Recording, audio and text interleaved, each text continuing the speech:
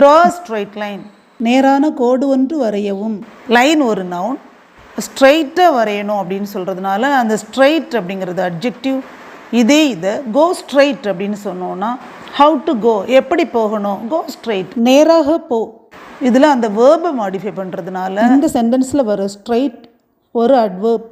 Elderly, friendly, cowardly, lonely, lovely, silly, இந்த words எல்லாம் adjectives. இந்த வேர்ட்ஸ் எல்லாம் சென்டென்ஸில் வரும்போது நவுனையோ ப்ரோனவுனையோ மாடிஃபை பண்ணிச்சுதுன்னா அதுதான் அட்ஜெக்டிவ். வேர்பை மாடிஃபை பண்ணிச்சுதுன்னா அது அட்வர்ப்.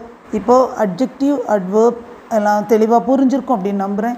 எல்ஒயில் முடிகிற எல்லா வேர்ட்ஸுமே அட்வர்பாக இருக்காது. சில வேர்ட்ஸ் அட்ஜெக்டிவாகவும் வரும், அட்வர்பாகவும் வரும். For example early, late, hard, long, short, fast, daily, straight, இந்த வேர்ட்ஸ் எல்லாம் பார்த்தோன்னா அட்வர்பாகவும் வரலாம், அட்ஜெக்டிவாகவும் வரலாம். சென்டென்ஸ்க்கு ஏற்றவாறு மீனிங் அது மாறுபடும்.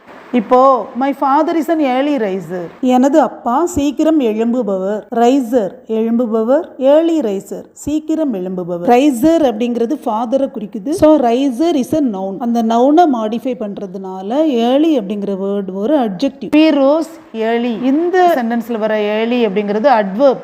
எப்போ எழுந்தோம், we rose early, நாங்கள் சீக்கிரமாக எழுந்தோம். எழுந்த விதம் ரோஸ், ரோஸ் அப்படிங்கிற வேர்பை மாடிஃபை பண்ணுறதுனால ஏர்லி அப்படிங்கிற வேர்டு ஒரு அட்வர்ப்.